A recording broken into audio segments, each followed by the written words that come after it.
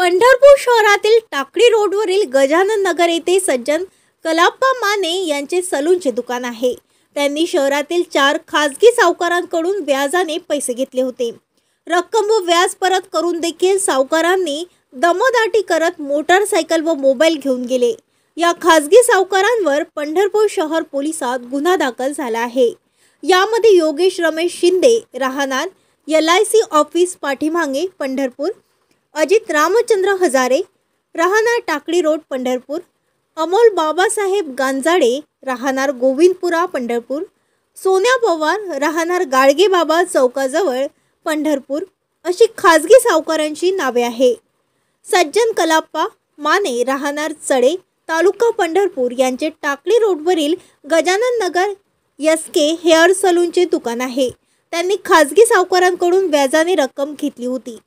सदरची रक्कम व व्याज परत करून देखील सावकारांनी माने यांना व्याजाने दिलेल्या पैशासाठी तगादा लावला। तसेच फिर्यादीचे मालकीची मोटारसायकल व मोबाईल हँडसेट बळजबरीने घेऊन गेले आहेत, असा तक्रारी अर्ज उपविभागीय पोलीस अधिकारी प्रशांत दगडे यांच्याकडे दाखल केला होता। या तक्रारीची दखल घेऊन उपविभागीय पोलीस अधिकारी यांचे पथक पंढरपूर पोलीस ठाणे पथक व सहाय्यक निबंधक कार्यालयाकडील अधिकारी यांनी संयुक्तपणे शहरातील खासगी सावकार योगेश रमेश शिंदे, अजित रामचंद्र हजारे, अमोल बाबासाहेब गांजाडे, सोन्या पवार यांच्या घरी जाऊन छापा टाकला। पंचनामे करून सावकारीबाबतचे कोरे चेक, करनामे, खरेदी खत व कोरे स्टॅम्प हस्तगत केले। बेकायदा सावकारकी कायद्याअंतर्गत पंढरपूर शहर पोलीस ठाणे येथे गुन्हा दाखल केला आहे।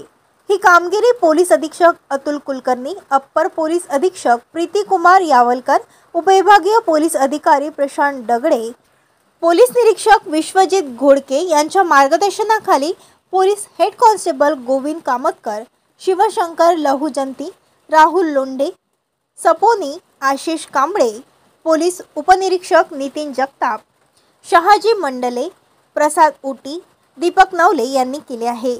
दरम्यान पंढरपूर शहर व तालुक्यात अवैध सावकारांचे मोठे जाळे आहे। या सर्वसामान्य नागरिक अडकत आहेत। खासगी सावकार 20 ते 30% पैसे वसूल करत आहेत।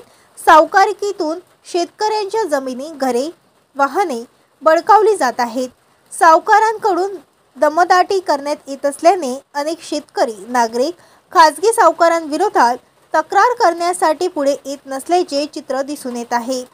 महाराष्ट्र न्यूज लाईव्ह मुंबईसाठी दिलीप कुमार चव्हाणसह कॅमेरामॅन ज्ञानेश्वर चव्हाण, सोलापूर।